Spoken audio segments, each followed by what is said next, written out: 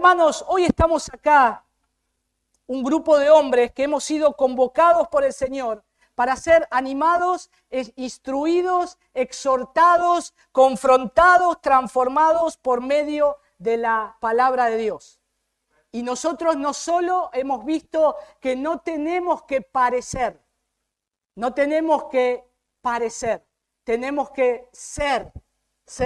Necesitamos ser, no parecer. Hombres fundados sobre la roca y debemos considerar el fundamento. Quiero que tengan algo presente. Ustedes saben que la palabra de Dios dice que los demonios creen y tiemblan, ¿no es cierto?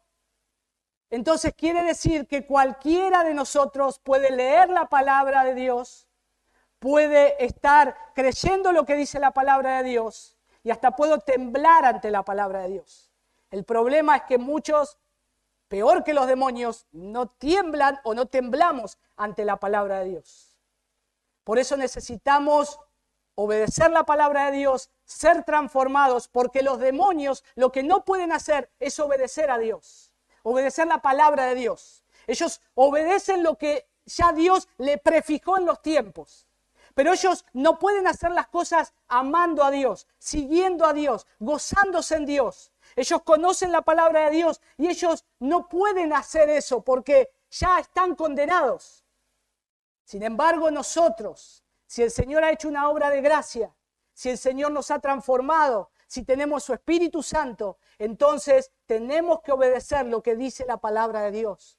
Tenemos que obedecer lo que dice la Escritura y tenemos que sujetarnos a lo que la palabra de Dios nos dice para que seamos diferentes a los demonios. Si no, podríamos estar en el mismo estándar de los demonios. Yo puedo ser un maestro, puedo predicar la palabra de Dios. También los demonios lo pueden hacer. La diferencia es que yo tengo que obedecer a Dios, creer y regocijarme en lo que Dios me dice que tengo que hacer. Todo lo que ustedes han sido instruidos desde ayer que nuestro hermano Alejandro comenzó la primera sección hasta el paso de los hermanos, tanto como Ricardo como Germán, nos han confrontado con la palabra de Dios. Y tenemos que obedecer. Tenemos que obedecer. Si no, no tenemos que ser comparados o tenemos una similitud con los demonios. Si nosotros vivimos nuestra vida, salimos de acá y somos como éramos, o tal vez peores, se nos da estos días una mayor responsabilidad. Tenemos sobre nuestros hombros, al salir de acá, un mayor compromiso porque hemos sido expuestos a la verdad de la palabra de Dios. Y Dios nos demandará un mayor compromiso. Entonces, si hasta acá estamos y si hasta acá hemos seguido, hermanos, prosigamos. Pero si no están dispuestos, no tiene sentido que estén acá. Porque van a seguir escuchando la verdad de la palabra de Dios. Y los va a confrontar la palabra de Dios. Y ahora la próxima charla y la otra y la otra. Y Dios nos demandará eso, hermanos. Y ahora tenemos un texto delante de nosotros de cómo el Señor le está hablando a un pueblo en particular. Pero según nosotros también vemos que las Escrituras, si nosotros queremos estar sobre la roca, nosotros tenemos que estar, lo que nos dice la Escritura, ¿quién es la roca?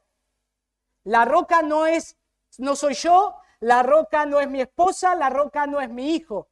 ¿Quién es la roca? Dios. Cristo es la roca.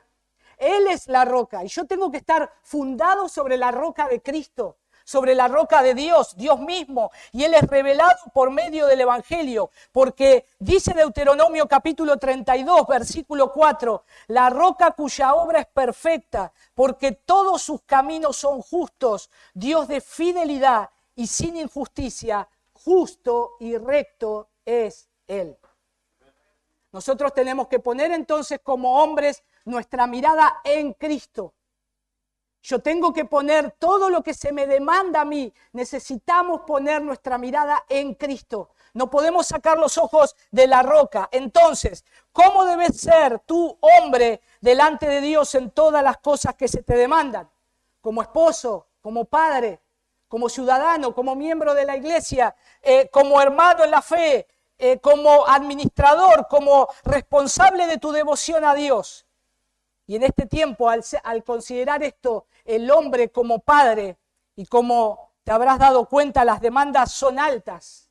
Las demandas son altas, hermanos, porque el estándar es alto. Dios no va a pedir menos.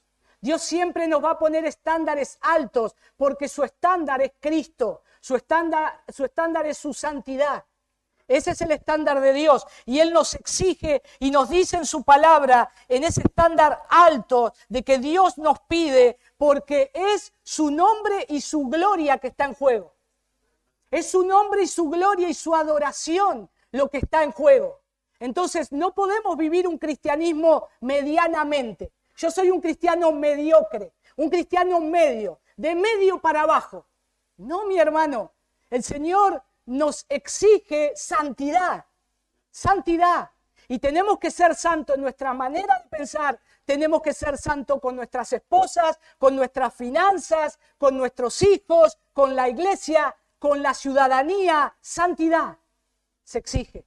Santidad al Señor, eso se nos demanda. Y en este tiempo, y hermanos, quiero estar pensando en esto y quiero que pensemos juntos. Y quiero ponerlo en dos preguntas como dos elementos. ¿Quién soy yo como hombre, en primer lugar? Y el segundo elemento, ¿qué se me demanda? En primer lugar, ¿quién soy yo como hombre? Y el segundo elemento, ¿qué se me demanda? Porque creo que si por lo menos respondemos a nosotros mismos estas preguntas, podremos realizar la tarea que se nos demanda como varones, como padres, como esposos.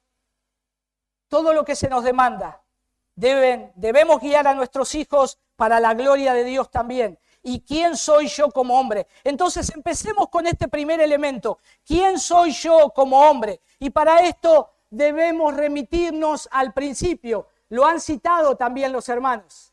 Ricardo citó el Génesis y quiero que vayamos ahí. Acompáñenme a Génesis capítulo 1, por favor. Génesis capítulo 1, la creación. Versículo 26. Noten que cuando Dios, empieza a crear todas las cosas, Él ahora dice Dios, y dijo Dios, el Elohim, dijo Dios, hagamos al hombre a nuestra imagen, conforme a nuestra semejanza, y ejerza dominio sobre los peces del mar, sobre las aves del cielo, sobre los ganados, sobre toda la tierra y sobre todo reptil que se arrastra sobre la tierra. Noten ahí que utiliza el plural porque ahí está la deidad, está Dios, está Cristo, está el Espíritu Santo, es la deidad, la doctrina de la Trinidad. Pero noten que dice ahí que Dios crea al hombre. Dios es el que crea al hombre.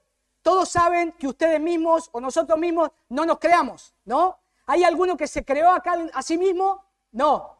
¿Hay alguno que nació por sí solo? No. Nos esperó una partera, alguien, no nacimos. Pero a veces creemos que somos autosuficientes. Y decimos, yo puedo solo. Pero hermanos, Dios te creó. No te podías crear. Adán no podía crearse a sí mismo. Dios crea al hombre, al primer hombre. Es Dios el que lo crea. Es Dios el que lo hace. Es Dios el que te hizo. Pero ahora no solo eso. Dios crea al hombre y dice que Dios lo pone en un lugar. Noten ahí el capítulo 2, versículo 15. Acompáñenme unos versículos más adelante. Génesis 2:15. Entonces el Señor Dios tomó al hombre y lo puso en el huerto del Edén para que lo cultivara y lo labrara o lo cuidara. O sea, Dios crea al hombre y Dios lo pone al hombre en un lugar. No es que a Adán se le ocurre la idea de decir, bueno, a ver qué hago ahora. Me voy a ir al huerto y voy a hacer esto y aquello porque se me ocurrió una genial idea. Es Dios, el Señor, el Creador, el Elohim, el que crea al hombre y lo pone en un lugar. El lugar, Dios lo hace perfecto. Y el lugar donde lo pone es un lugar seguro. Es el lugar más seguro que hay. Y lo pone en ese lugar y le dice el Señor, entonces el Señor Dios tomó al hombre y lo puso en el huerto de Edén. Ustedes saben que ahí Edén significa un sitio agradable. Edén significa sitio agradable o podríamos decir como un lugar placentero. Eso es lo que es Génesis. Es el comienzo, es el principio. Pero volvemos al texto inicial de Miqueas 6:8.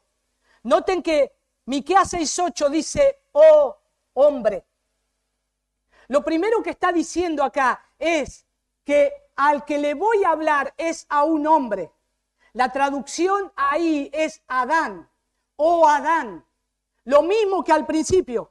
Oh hombre creado, oh hombre que yo te hice, oh hombre que yo te conozco, que te puse en un lugar.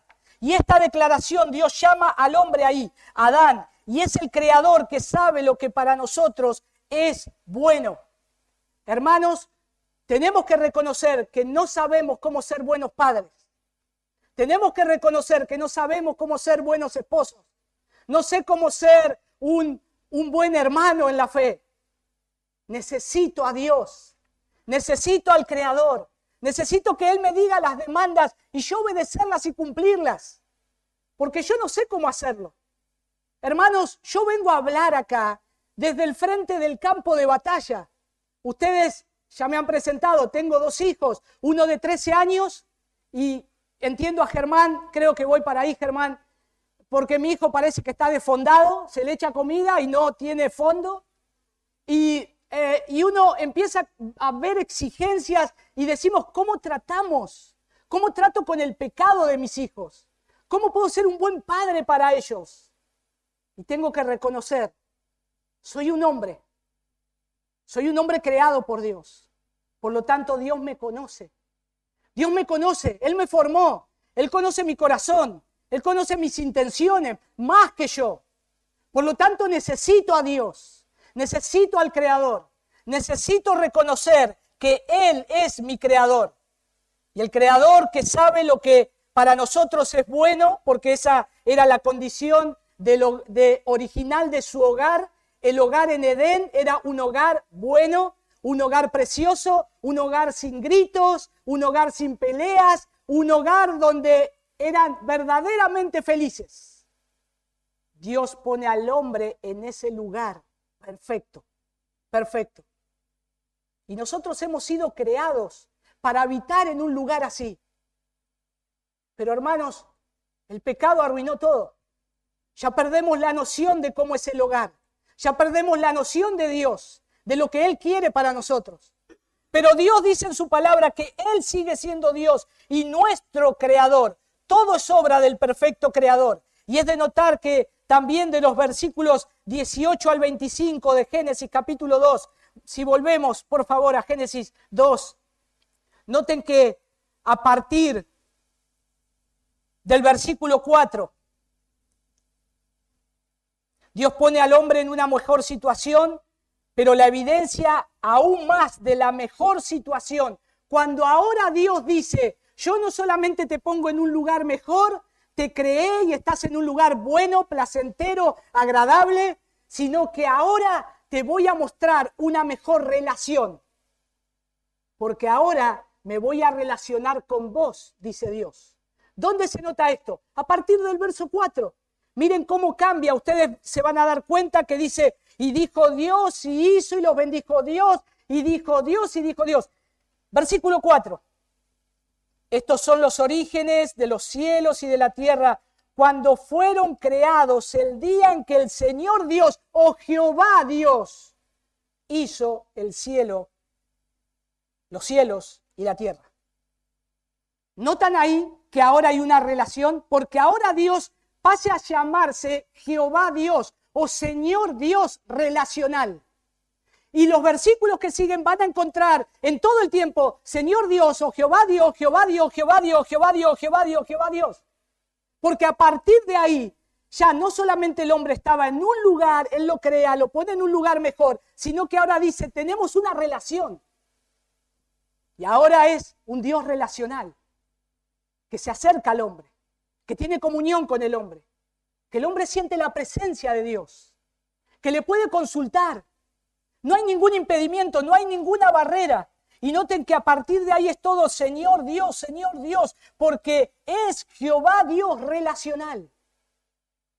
No podemos tener o ser buenos padres o buenos esposos o ser buenos hombres si no tenemos una relación con Dios. El hombre, si no tiene una relación con Dios, nunca será un buen hombre. Porque Dios es el creador. Dios sabe el lugar que tiene que ocupar. Pero Dios es un Dios que se relaciona con el hombre. Si no tenemos esa relación, olvídense de ser buenos para algo. Necesitamos a Dios. Este Dios relacional pone al hombre entonces como responsable de su lugar, donde vivirá con su familia. Noten que ahí el huerto, en el jardín cerrado, le da una tarea, dice cultivar y cuidar. Y ahí está la implicación de ¿para qué? ¿Para qué Dios pone al hombre en el huerto? ¿Porque no tenía un lugar donde ponerlo? ¿Porque el hombre era un ñoqui? ¿Qué puesto le puedo elegir? No. Lo pone en un lugar para hacer algo. Y nosotros, Dios nos ha puesto en un hogar para hacer algo, hermanos. Si sos esposo, tenés una esposa que cuidar. Si sos padre, tenés hijos que criar. Y sé que acá hay muchos que ni siquiera están casados. Gloria a Dios. Porque van a jugar con ventaja. Porque aún más todo esto a los que no son casados, lo van a tener que poner en práctica cuando se casen. Porque no van a poder decir que nadie se los dijo. Dice su palabra. Y hoy están siendo animados y exhortados. Y para los que no tienen hijos, corren con ventaja. Porque no van a poder decir que nadie se los dijo. Abrimos su palabra y lo estamos diciendo. Dios pone a hombre, oh hombre. Dios te está poniendo en un lugar para que seas el responsable. Y hermanos, la palabra responsabilidad se está borrando del diccionario. Ya no se habla de responsabilidad. Ya ni siquiera a los jóvenes se les da responsabilidad. Ya dicen que la responsabilidad puede llegar a ser un estorbo para el niño. Los psicólogos capos. Sin embargo, Dios dice no. El hombre tiene una gran responsabilidad y se le dio desde el principio. Noten que ahí utiliza la palabra labrar, que significa cultivar, pero denota una tarea mayor que es servicio, servicio a otros. Tu primera prioridad, hermano, hombre, es el servir en tu hogar. La primera prioridad que se le da al hombre es que sirva en el hogar, que sirvas en ese huerto que Dios te puso. Y ahí también podemos recordar la caída. El pecado distorsionó nuestra visión de lo que es bueno y cómo hacerlo. Ahora le damos lugar a la mujer como cabeza del hogar. Hermano, ¿por qué no te ocupás de las finanzas? No, mi esposa es mejor en eso, yo lo dejo. No, yo soy un desastre. Oh hombre, ¿qué se te demanda? ¿Qué se te está demandando de parte de Dios? Que seas vos el iniciador. Que seas vos el hombre que está cuidando, labrando tu primera prioridad como hombre en el hogar. El trabajo. Ahora, y a veces me lamento, cada vez hay menos hombres que quieran trabajar. Bueno, no quiero trabajar y tampoco quiero ver las posibilidades, porque yo estoy llamado a otra cosa. Tu primera prioridad es sostener tu hogar. Tu primera prioridad es ese huerto, es ese lugar donde Dios te puso. Pero es claro, es más fácil recibir una ayuda del Estado, ¿no? ¿O es más fácil recibir ayuda de los padres?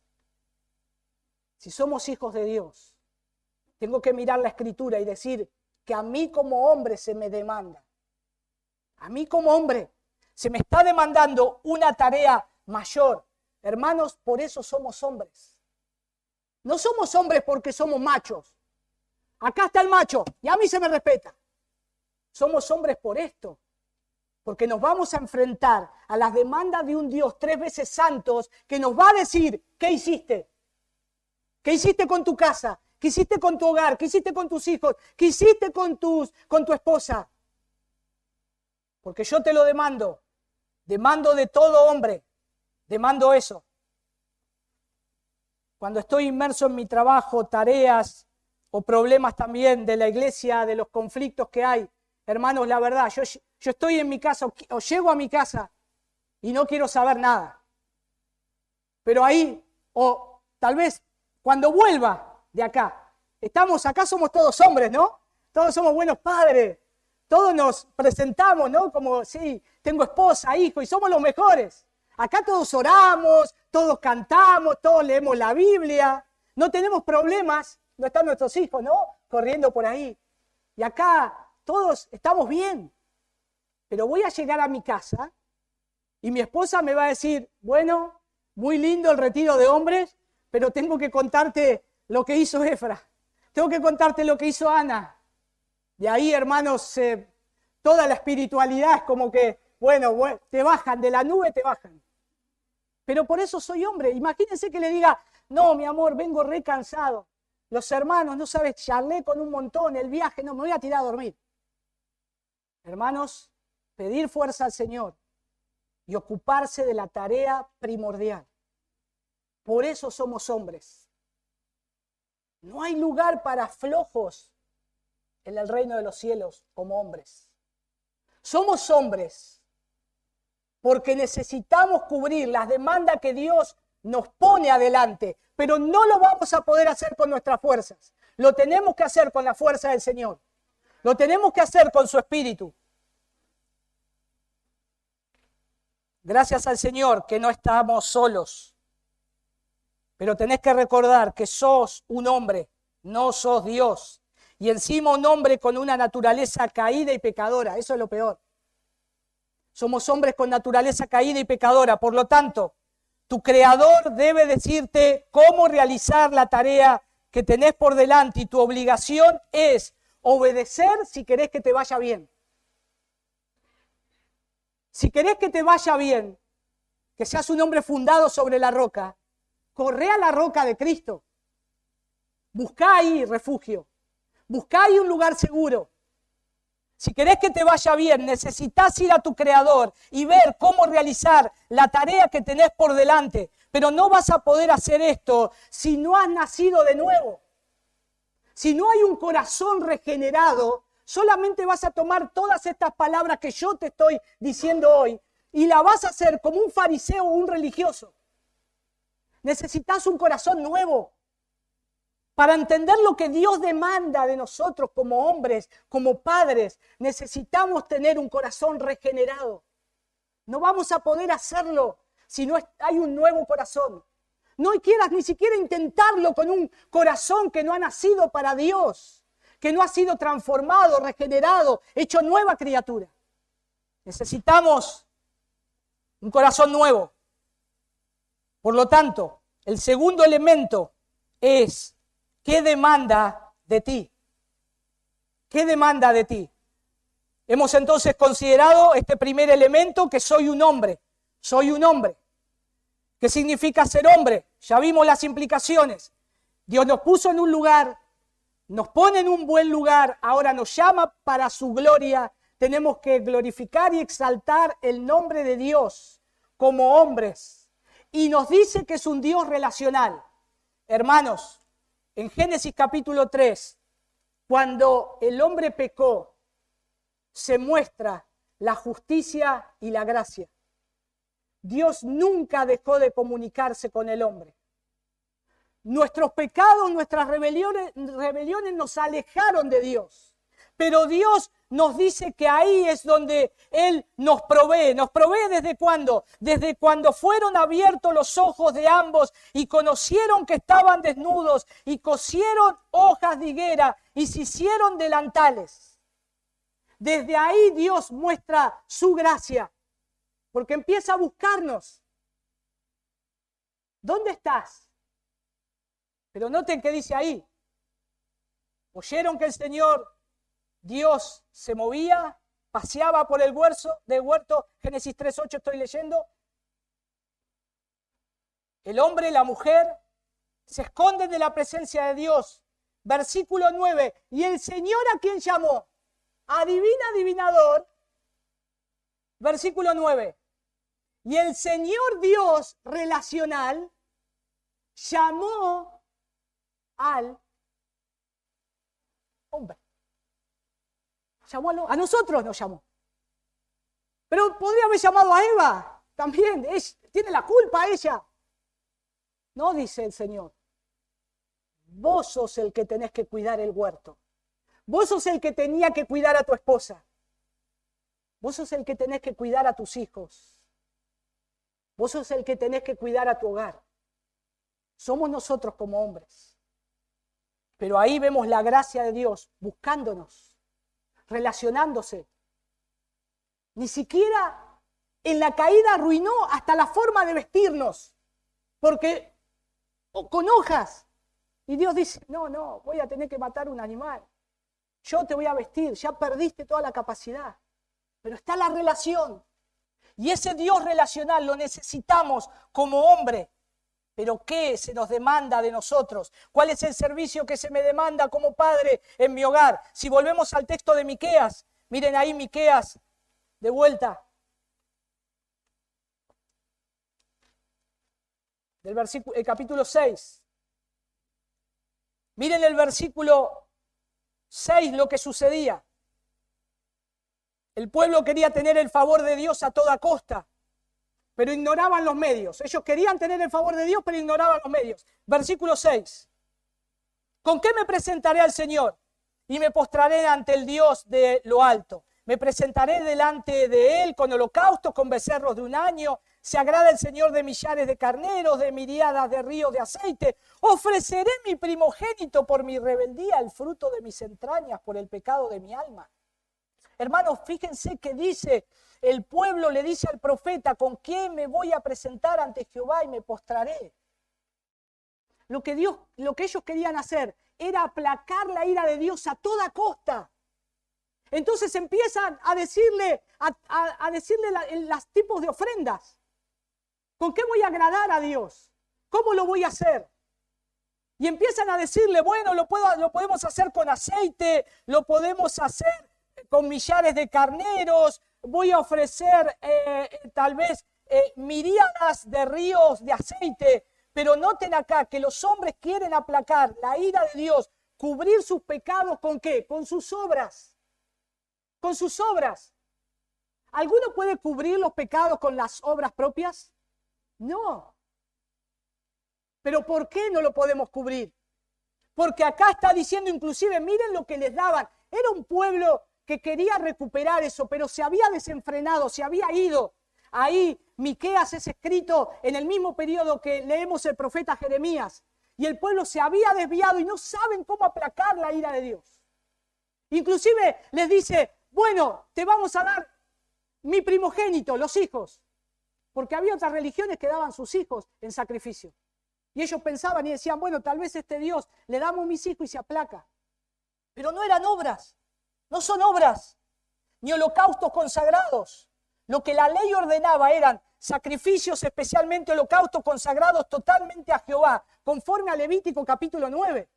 Pero nosotros vemos ahí que ellos piensan que lo más agradable a Dios será ofrecerle todo lo mejor, sea animales, cantidad, carneros, aceite, vidas humanas.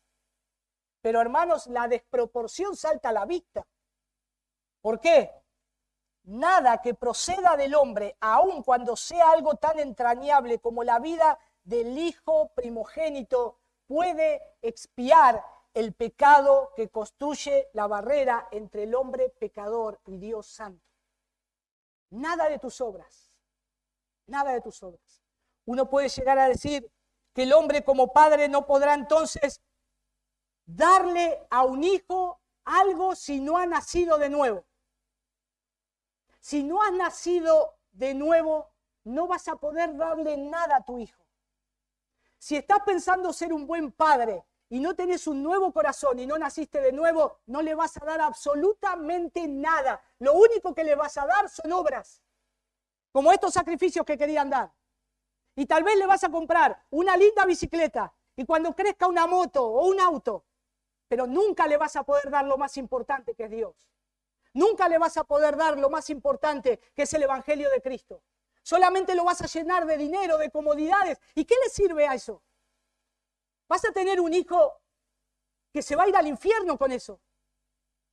Pero yo tengo que ser un padre que sepa que lo que necesita mi hijo es el Evangelio de Cristo.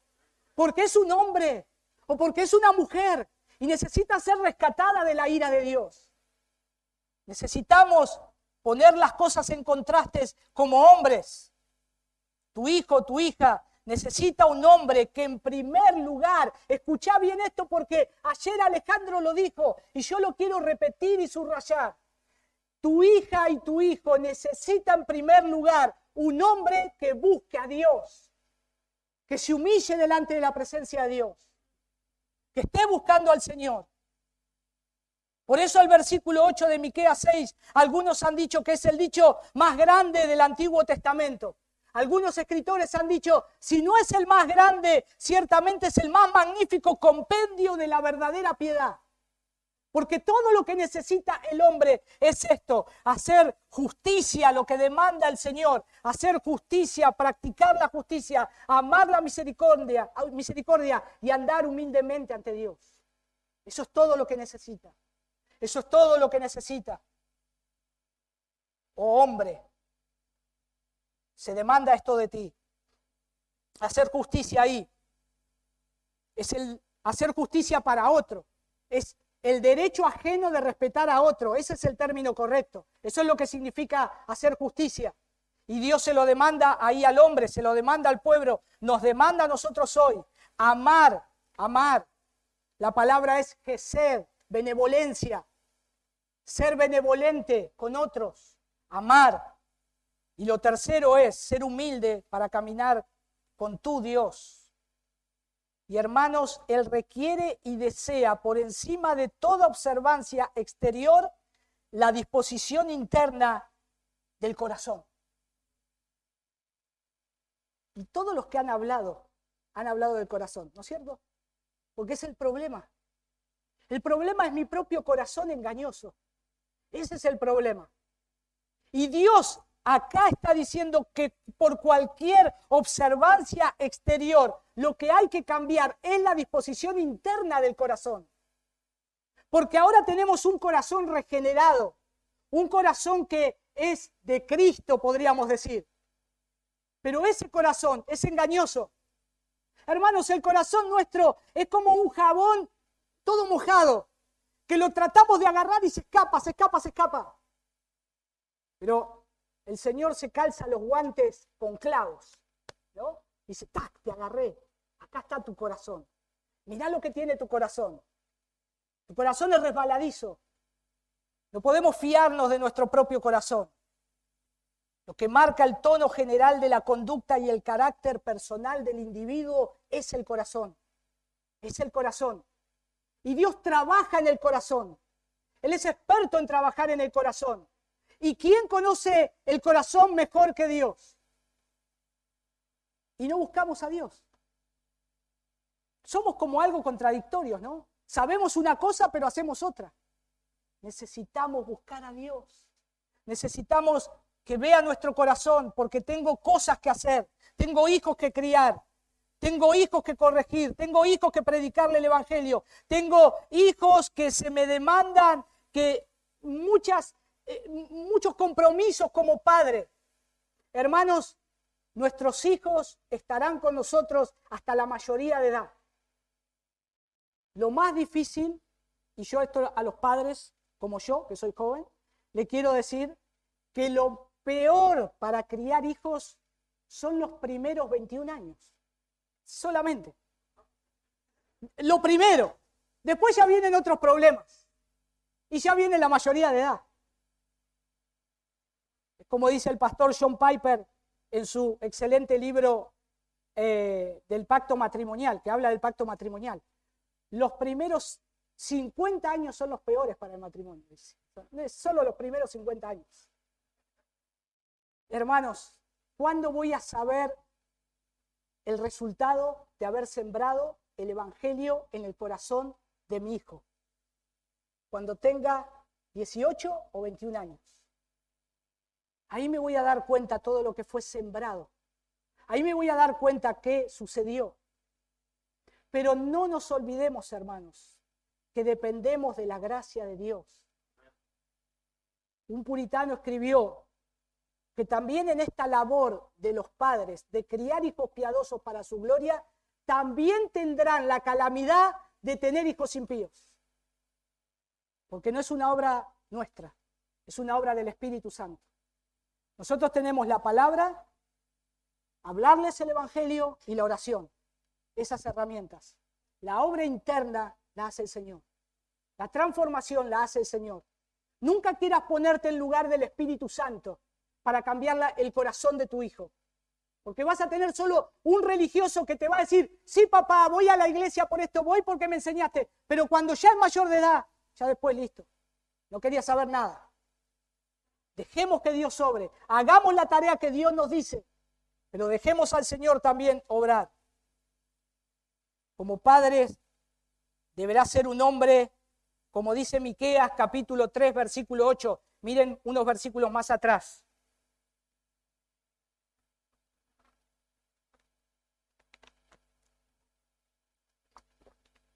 Yo, en cambio, estoy lleno de poder, del Espíritu del Señor, y de juicio y de valor, para dar a conocer a Jacob su rebelión y a Israel su pecado.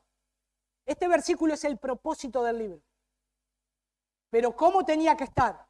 Lleno del Espíritu. Lleno del Espíritu.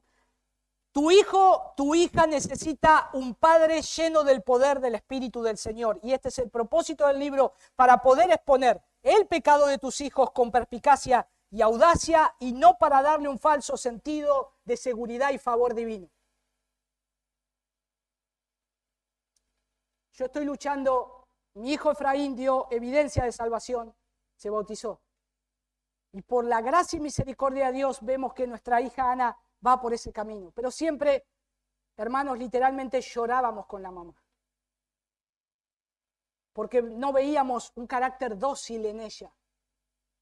Y decíamos, Señor, si tal vez nos permites tener una hija que nunca te adore, que viva en rebeldía a ti, Señor, es tu voluntad. Pero vamos a hacer todo lo posible.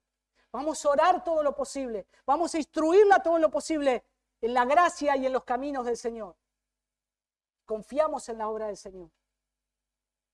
Pero necesitamos estar cerca del Señor. Amar la misericordia, dice Miqueas. Y ahí es misericordia. Y sabemos que también comporta la idea de benevolencia, como que es un amor activo, fiel, constante. Eso es lo que es misericordia. No hay lugar para padres pasivos. Bueno, yo no soy tan demostrativo, puede decir alguno, ¿no? No me gusta besar, no me gusta abrazar, ni a mis hijos lo hago. Bueno, ponete un poco y abrazalo a tu hijo. Y decile que lo querés. Porque Dios te hace eso todos los días. Dios es un Padre bueno que te lo demuestra todos los días, aunque nunca le ores tal vez. Dios te demuestra y te dice que te ama todos los días. Un amor activo, fiel. Eso es lo que ahí está diciendo Miqueas, constante. Se demuestra en primer lugar. ¿Cómo? No solo en hechos, sino buscando a Dios. ¿Querés mostrarle amor también a tu hijo? Busca a Dios. Orá más. Lee la Biblia más. Somos pastores, hermanos. Somos pastores de nuestros hogares. Todos nosotros. Si hay hermanos casados y tienen hijos, sos pastor de tu hogar. Y un pastor tiene que dedicarse ese tiempo y mucho tiempo a la oración, a la meditación de la palabra. Lo necesitas. Lo necesitas. Y quiero finalizar, hermanos, en estas demandas con Deuteronomio capítulo 6. Conocen muchos este pasaje. Deuteronomio capítulo 6.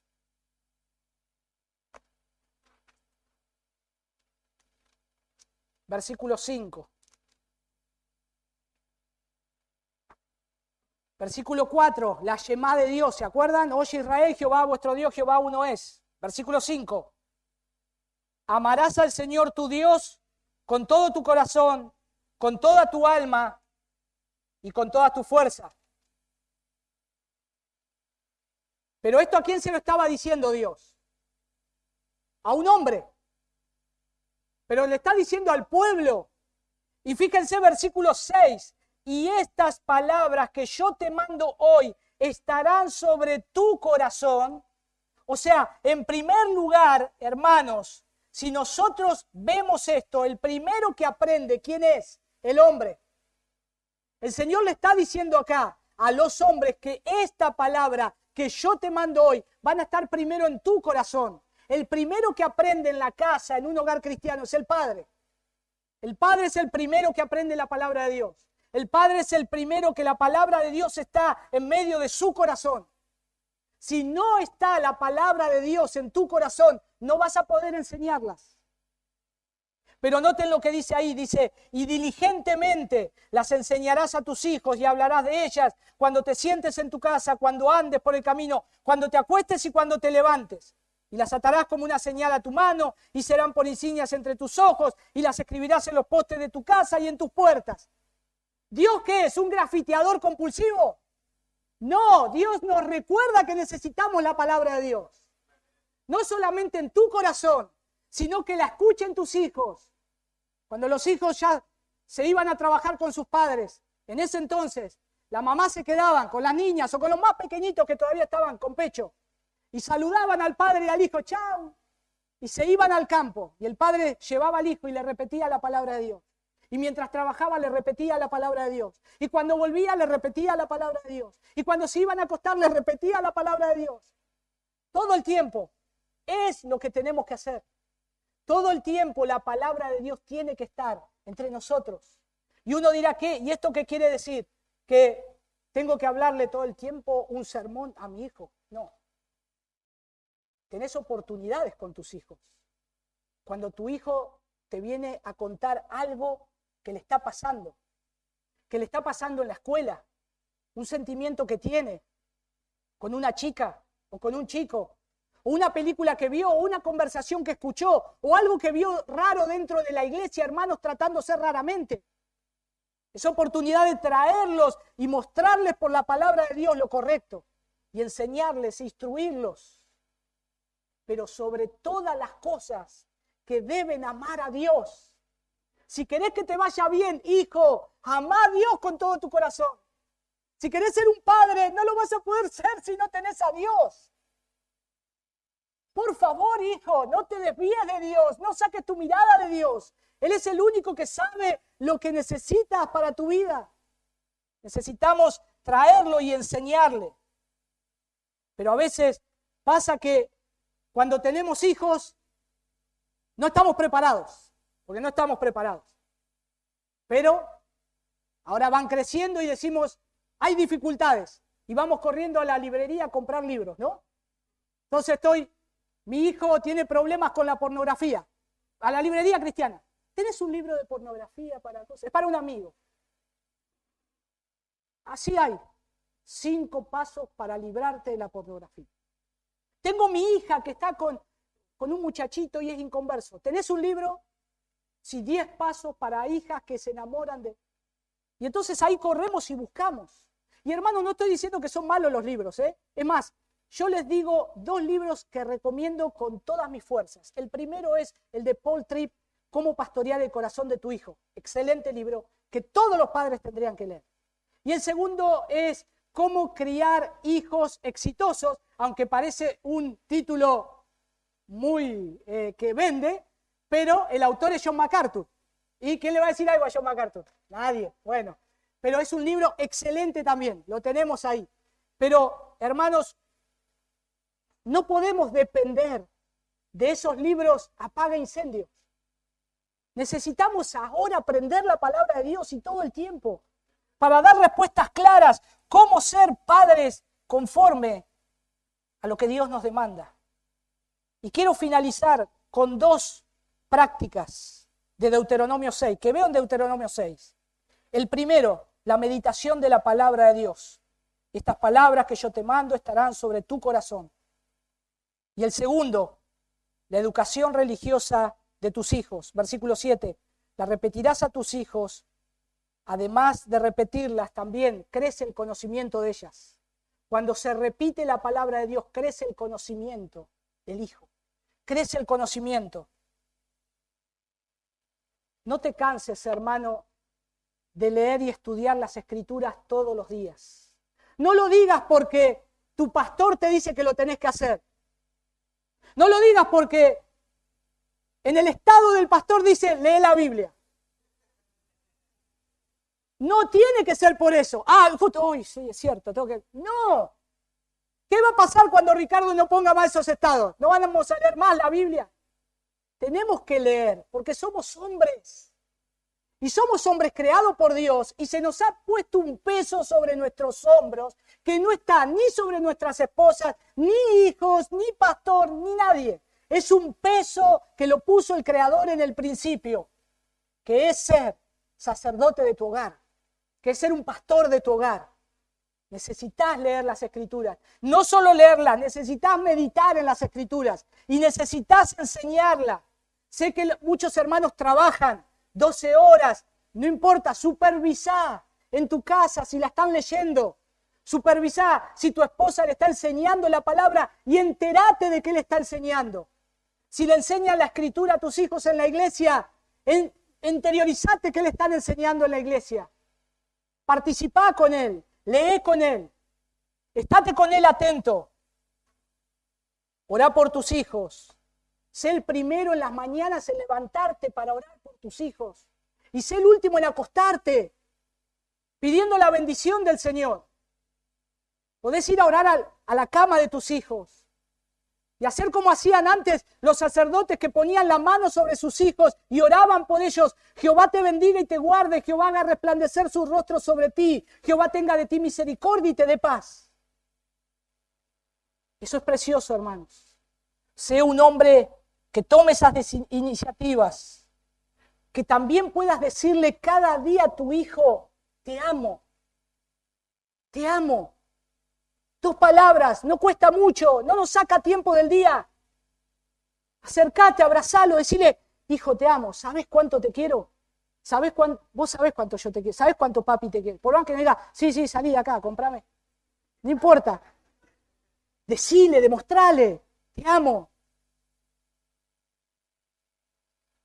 Además también, hacé lo que Dios hace con nosotros, disciplinalos. La disciplina también es parte del amor de Dios, porque lo hacemos sentir como hijos. Y a veces no lo queremos disciplinar porque quiero ser amigo de mi hijo. No, Dios cuando nos ama y nos vamos desviando, nos corrige y nos duele. Disciplinalo, le vas a mostrar el amor a tus hijos. Llévalos a cada momento a pensar como dice la Escritura, a cada momento del día.